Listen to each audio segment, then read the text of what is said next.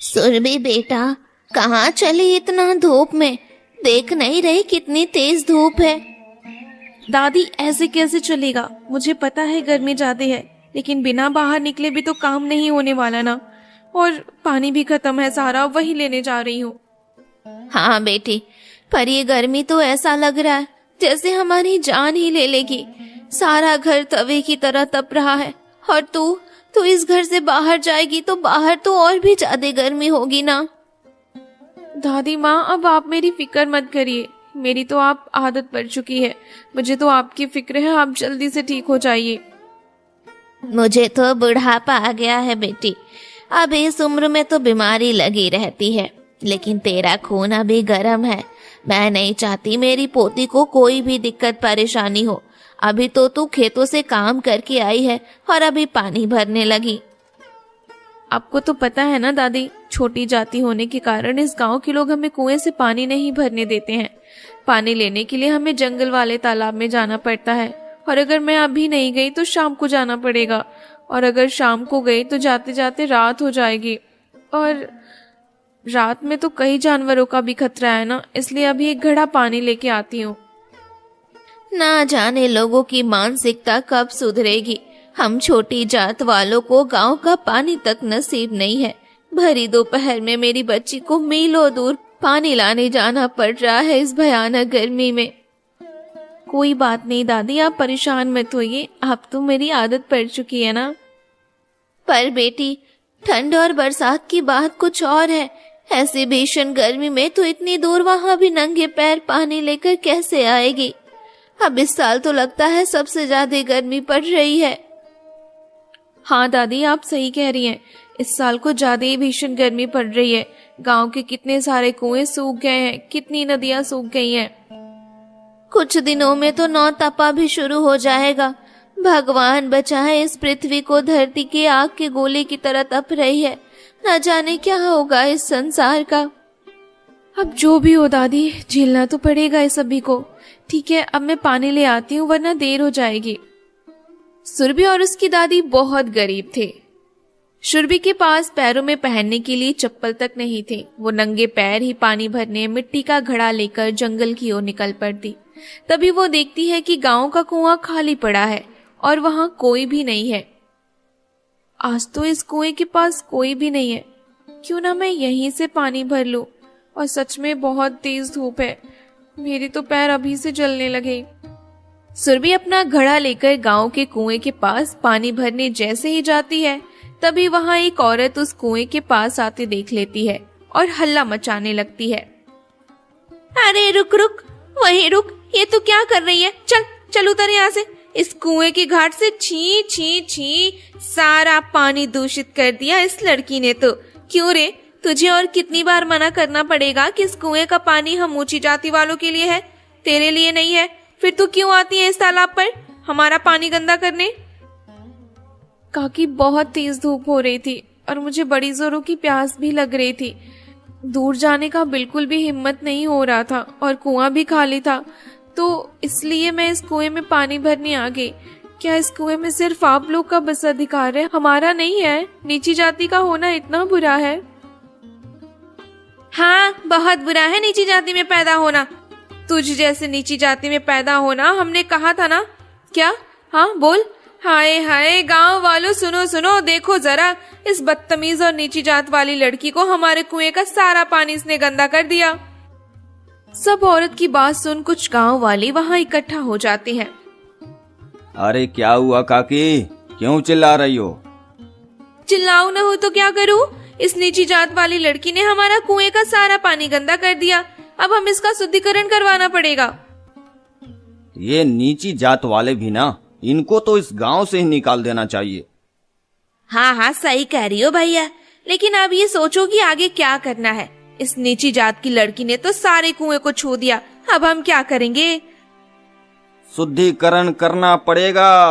और क्या, मैं आज ही सरपंच जी से बात करता हूँ और इन लोगों को इस गांव से बाहर निकलवाता हूँ। नहीं नहीं, ऐसा मत करिए, हमें इस गांव से मत निकालिए, हम कहाँ जाएंगे। वैसे भी इतनी गर्मी पड़ रही है, मुझे बहुत प्यास लग रही थी, इसलिए मैं इस कुएं के पास आ गई, वरना मैं कभी नहीं आती। सुरभि फूट फूट कर रोने लगती है। चल निकल यहाँ से, अब दोबारा इस कुएं को छूना भी मत, समझे, वरना अब की बार तुझे इस गांव से निकाल देंगे। सुरभि रोती हुई वहां से चली जाती है। सुरभि को रोता हुआ देख उसकी दादी बहुत परेशान हो जाती है। सुरभि बेटा, क्या हुआ तुझे? तू रो क्यों रही है? तुझे किसी ने कुछ कहा क्या? अरे बता ना बेटी, क्या हुआ? तुझे किसी ने कुछ कहा? सुरभि सारी घटना अपनी दादी को बताती है, जिससे दादी बहुत दुखी हो जाती है। दादी, इसमें हमारी क्या गलती है कि हम नीची जाति में पैदा हुए? क्या नीचे जाति में पैदा होकर हमने कोई पाप कर दिया जिसके कारण गांव वाले हमें इतनी नफरत करते हैं? भगवान ने हमारे साथ ऐसा क्यों किया दादी? बेटी, ये जाति पाति भगवान ने थोड़ी न बनाई है, ये तो इंसानों के द्वारा बनाई गई है। इसमें भगवान का क्या दोष देना? और ये सभी छोटी सोच के लोग हैं। तो चिंता मत कर, एक दिन सब सही हो जाएगा। प्रकृति भेद नहीं करती, उसके लिए हम सब समान हैं। नदी, कुएं, तालाब, इन सभी का पानी हम सब के लिए है, लेकिन इन लोगों ने हमें दबा रखा है। कोई बात नहीं, ऊपर वाला सब देख रहा है। अब मैं क्या करूं दादी? पीने को पानी तो बिल्कुल भी नहीं है, और अब तो शाम भी होने वाली है। जंगल पहुंचते पहुंचते मुझे रात हो जाएगी। आज जैसे तैसे गुजारा कर लेते हैं बेटी, रात में तेरा जंगल जाना सही नहीं रहेगा। पर दादी, घड़े में एक बूंद पानी नहीं है, हम पिएंगे क्या? ऐसी गर्मी में तो बिना पानी के हमारी जान ही निकल जाएगी। बेटी, जो भी हो, पर तू अभी पानी भरने जंगल नहीं जाएगी। हम कल तक समय काट लेंगे। पर दादी, बिना पानी की रात कैसे कटेगी? कट जाएगी तो चिंता मत कर मेरी बच्ची, पर अभी इस वक्त जंगल जाना ठीक नहीं है। रात होती है, दादी को बड़ी जोरों की प्यास लगने लगती है। ये क्या, मुझे तो अभी से प्यास लगने लगी, रात कैसे कटेगी? बूढ़ी दादी कभी दाएं करवट लेती तो कभी बाएं करवट लेती। उन्हें पानी के बिना नींद ही नहीं आ रही थी। उनका गला प्यास से सूखा जा रहा था। हे भगवान, मेरा गला तो प्यास से सूखा जा रहा है। समझ नहीं आ रहा क्या करूं। जाकर देखती हूँ, घड़े में थोड़ी बहुत पानी तो होगी ही। बूढ़ी दादी घड़े में पानी तलाशने लगती है, लेकिन उस घड़े में एक बूंद भी पानी नहीं था। दादी की खटपट की आवाज सुनकर सुरभि उठ जाती है और वो भागी भागी रसोई की ओर दौड़ती है और देखती है दादी घड़े में पानी तलाश रही है। दादी, क्या आपको प्यास लगी है? नहीं नहीं बेटी, प्यास नहीं लगी, मैं तो बस देखने आई थी। शायद रसोई में कोई बिल्ली आई थी। झूठ मत बोलिए दादी, मैं सब जानती हूँ। इतनी विकराल गर्मी पड़ रही है और मुझे इतनी जोरों की प्यास लगी है, तो क्या आपको नहीं लगी होगी? मैं अभी जाकर चुपके से उस कुएं से पानी भर लाती हूँ। नहीं बेटी, अगर तुझे किसी ने देख लिया तो अनर्थ हो जाएगा। ये गांव वाले पता नहीं हमारे साथ क्या करेंगे। दादी, अब इन्हें जो भी करना है करने दीजिए, बहुत हुआ। आप ही तो कहती है ना, प्रकृति हमारे साथ कोई भेदभाव नहीं करती, और इससे हमारी गलती नहीं है। हम क्यों भेदभाव सह रहे हैं? सुरभि की दादी चिल्लाती रह जाती हैं, लेकिन सुरभि अपनी दादी की एक बात नहीं मानती और घड़ा लेकर गांव के कुएं की ओर निकल जाती है। हे भगवान, इस नादान को अब मैं कैसे समझाऊं? अगर सुरभि को किसी गांव वाले ने गांव के कुएं से पानी भरते देख लिया तो अनर्थ हो जाएगा। फिर न जाने क्या करेंगे वो मेरी बच्ची के साथ। सुरभि बच्ची, रुक जा। सुरभि गांव के कुएं से पानी भरने लगती है। तभी खटखट की आवाज सुन काकी वहां आ जाती हैं। अरे कौन है जो इतनी रात में कुएं में खटखट पटपट कर रहा है? काकी नजदीक जाकर देखती हैं तो सुरभि कुएं से पानी भर रही होती है। हाय सत्यानाश हो इसका, आज ही मना किया था और तो फिर आ गई पानी भरने। राम राम, नीच जात की लड़की, एक ही तो कुआं है, उसे भी गंदा कर रही है। अरे गांव वालों, कहाँ मर गए? जल्दी आओ, सुनो सुनो मेरी बात सुनो। देखो इस कुएं में ये नीच जाति की लड़की क्या कर रही है। काकी की आवाज सुन गांव वाले इकट्ठे हो जाते हैं और देखते ही देखते सुबह हो जाती है। अब तो इसका फैसला सरपंच जी को करना ही होगा और इस नीच जाति की लड़की को इस गांव से बाहर निकालना ही होगा। थोड़ी देर में पंचायत बैठती है, जहां सरपंच, पंच और गांव के सभी इकट्ठा होते हैं और एक निर्णय लिया जाता है। सुरभि, जब तुमसे मना किया गया था कि गांव के कुएं का पानी नहीं छूना, तो तुमने गांव के कुएं का पानी क्यों छुआ? माफ करिएगा सरपंच जी, पर ये कैसा न्याय है जिसमें हम नीची जाति के लोगों के साथ अन्याय हो रहा है? कहना क्या चाहती हो तुम? तुम्हारे साथ कौन सा अन्याय हो रहा है?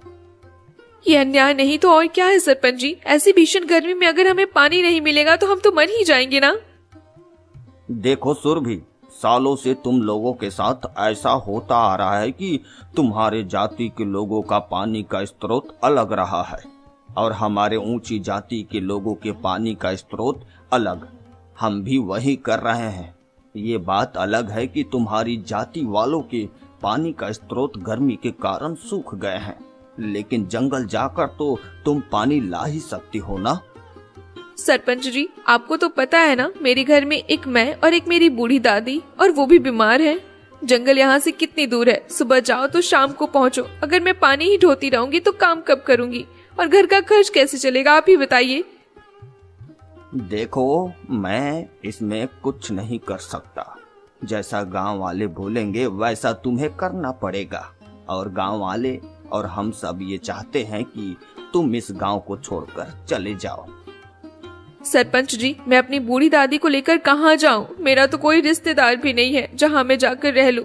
अगर आप लोगों ने मुझे गांव से निकाला तो मैं तो सिर पीट पीट कर अपनी जान दे दूंगी। सरपंच जी, आप इसकी बातों में मत आइए। अब हम और इसे नहीं सह सकते। अब इसके हाथ का छुआ पानी हम नहीं पी सकते। इसे गांव से बाहर करिए। मैं आप सभी के पैर पड़ती हूँ, कृपया करके मुझे माफ कर दीजिए। मुझे इस गांव से मत निकालिए। मैं अपनी बूढ़ी दादी को लेकर कहाँ जाऊंगी? आप सभी से वादा करती हूँ, आज के बाद कभी मैं कुएं पर कदम भी नहीं रखूंगी और ना ही कुएं का पानी छूंगी। बस मुझे इस गांव से मत निकालिए। सुरभि की काफी मिन्नतें करने के बाद सरपंच उसकी बात मान लेता है और उसे एक आखिरी मौका देता है। ठीक है, मैं तुम्हें आखिरी मौका देता हूँ, लेकिन अगर तुमने दोबारा यह गलती की और गांव वालों के कुएं से पानी भरने की कोशिश की तो इसका अंजाम बहुत बुरा होगा और तुम्हें इस गांव से जाना ही होगा। ठीक है सरपंच जी, जैसा आप कहे। सुरभि भागती हुई अपने घर जाती है। क्या हुआ बेटा? सरपंच जी ने क्या निर्णय लिया? मुझे तो बड़ी घबराहट हो रही थी। सब ठीक तो है ना? हाँ दादी, सब ठीक है। बेटा सब ठीक है तो हाफ क्यों रही है? भागते भागते आई हूँ दादी, इसलिए हाफ रही हूँ। मुझे जंगल पानी भरने भी जाना है और फिर वहां से आने के बाद मुझे काम पर भी तो जाना है ना। सुरभि पानी का घड़ा उठाती है और पानी भरने जंगल की ओर निकल जाती है। धूप बहुत तेज थी, धरती भी तप रही थी। चारों तरफ लू और गर्म हवाएं चल रही थी।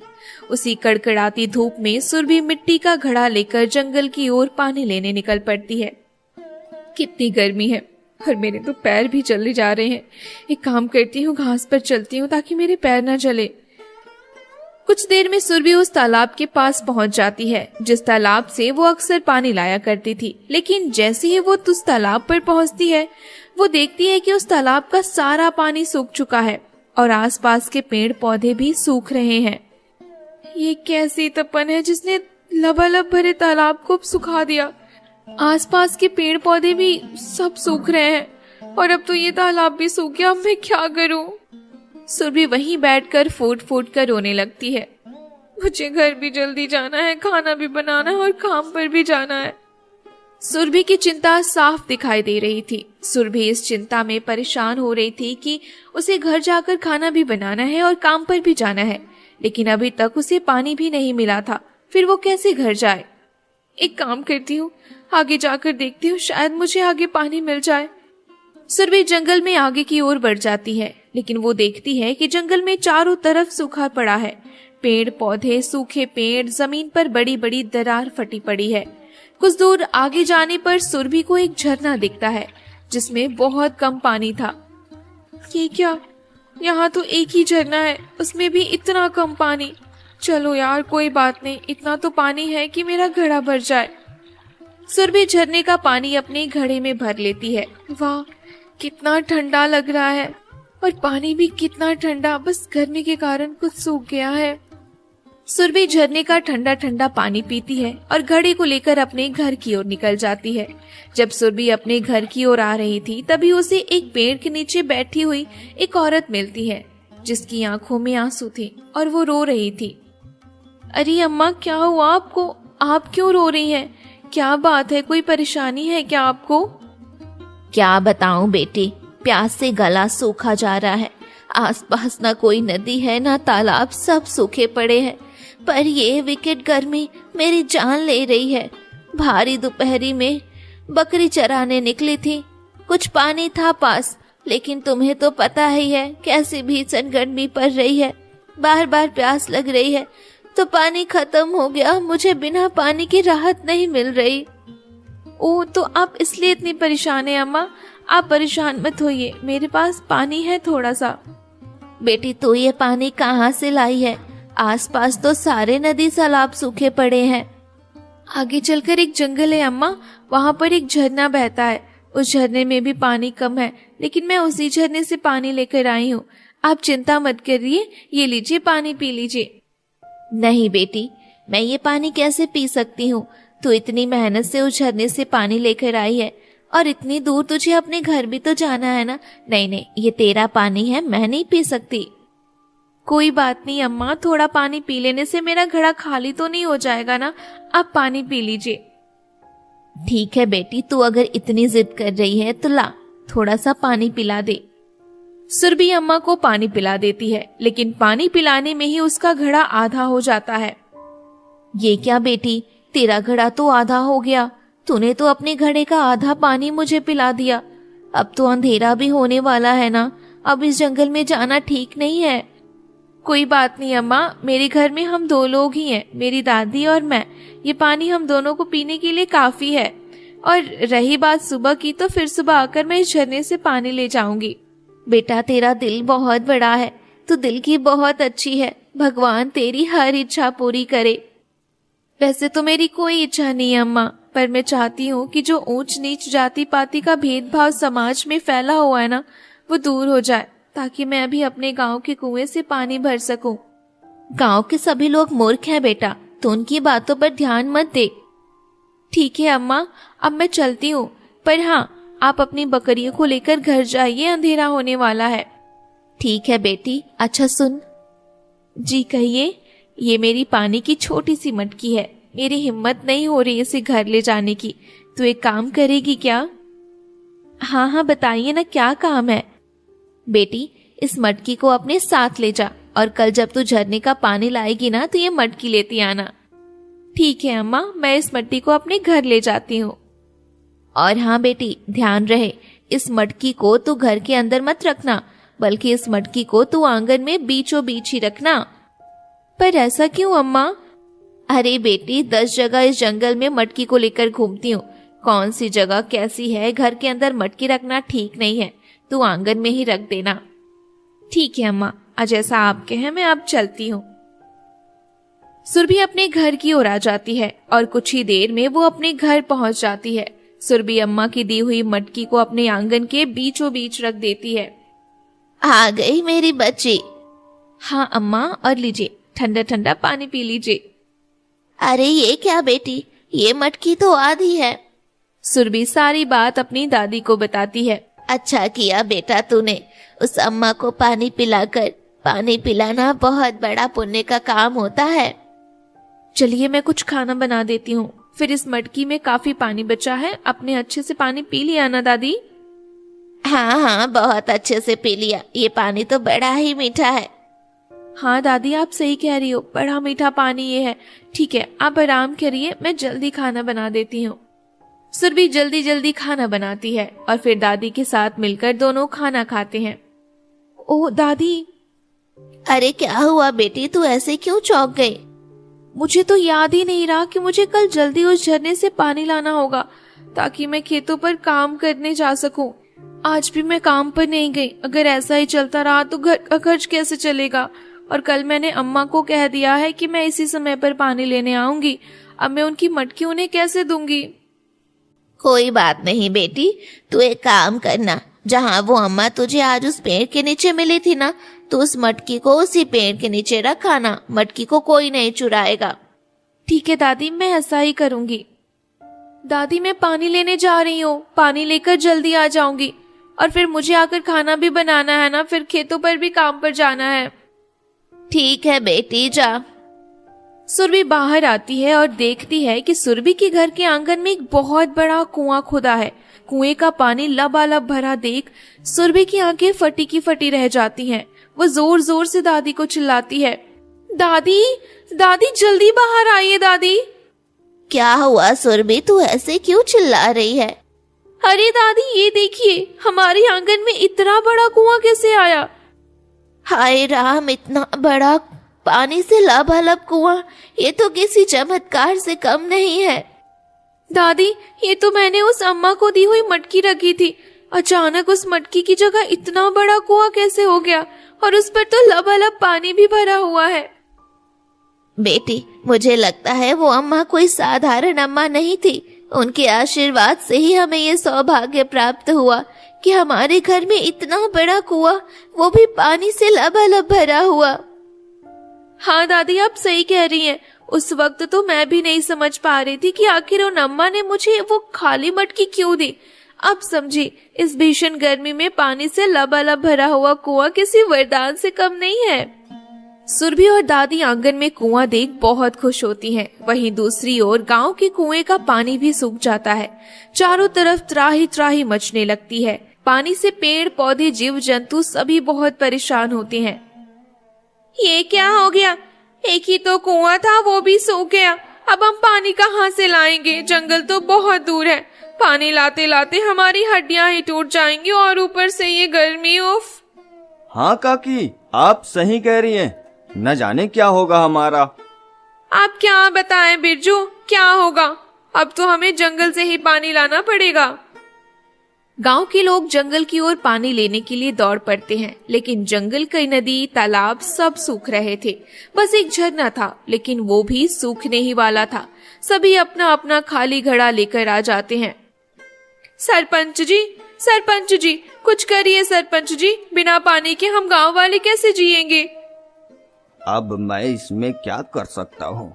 जो परेशानी आप सभी की है, वह परेशानी मेरी भी है। मुझे भी पानी नहीं मिल रहा। क्या मैं अलग से आया हूँ? अब तो लगता है यह गांव छोड़कर ही जाना पड़ेगा। पर गर्मी इतनी पड़ रही है कि कहीं और जा भी तो नहीं सकते। काकी फूट फूट कर रोने लगती हैं।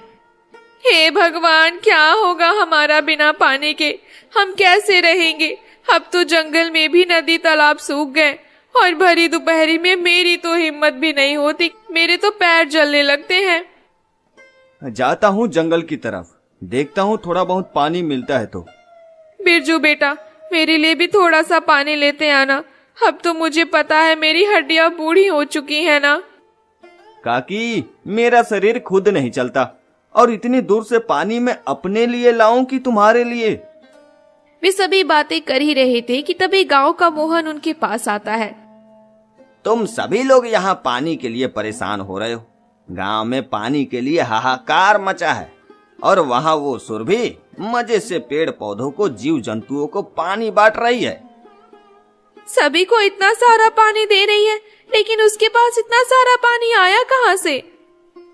काकी, उसके घर जाकर देखो। उसके आंगन में एक बहुत बड़ा कुआं है जो पानी से लबालब भरा पड़ा है। क्या कुआं?